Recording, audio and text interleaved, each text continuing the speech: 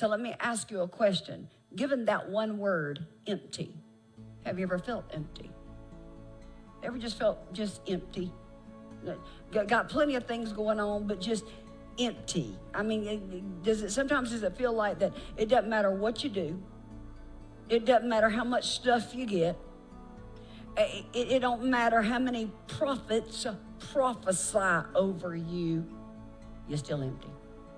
Something's just still missing. We're just empty.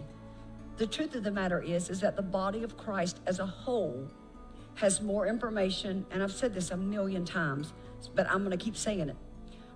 The body of Christ has more information, sermons, teachings, and more choices and more opportunities than we have ever had. And yet we're empty. I mean, everybody could be a star today.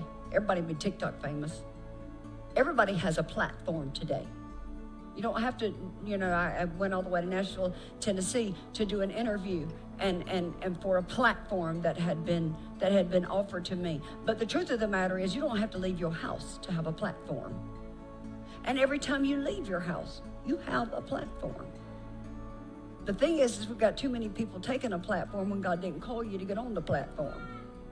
I'm just saying. So we've got all of these platforms, we've got all of these opportunities, but yet we're still so incredibly empty. The church of the day, the church of today, this generation's church, our biggest problem is that we have been built on a bless me mentality. But the problem is that we have absolutely no passion for the lost, no passion for the gospel. We are no longer hurting with those who are hurting. Instead, we label those who are hurting. We dare not help each other. God forbid that we help somebody. That would demean us. It's so beneath us. So, we would never help anybody. Instead, we would rather compete with somebody. And they finna get good. So in other words, let me see if my sad story can be worse than your sad story.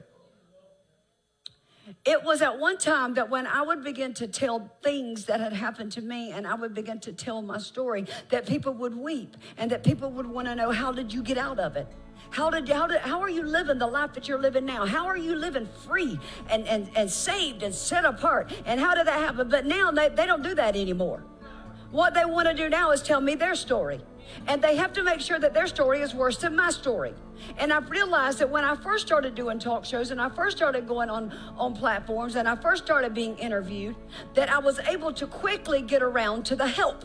I was able to quickly get around to the redemption, because people really want to know, how can I get free? How can I be redeemed? But now all they want to do is just keep telling, we just want more and more and more. Could you tell me the gory details? And God has said, no, I don't need you to tell the gory details. We don't need to be competing with one another with our sad stories.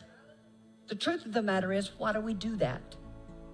Why do we feel the need to make sure that my story is worse than your story? To make sure that my abuse is more sad than yours? Because we are jealous of one another. This is a very jealous generation. This is a very jealous church, very jealous. We are very offended. We're offended by everything. I have to watch every single word that I say. Because if I say the wrong word, somebody gonna get offended. I know the pastor knew what was happening with me, and that's why the pastor said that. I don't know what was happening to you. I don't live in your house. I ain't been to see you. I don't go to eat with you, and I don't follow you on social media, just so you want to know. I ain't watching everything you post. I got tired of that. I didn't have time for that.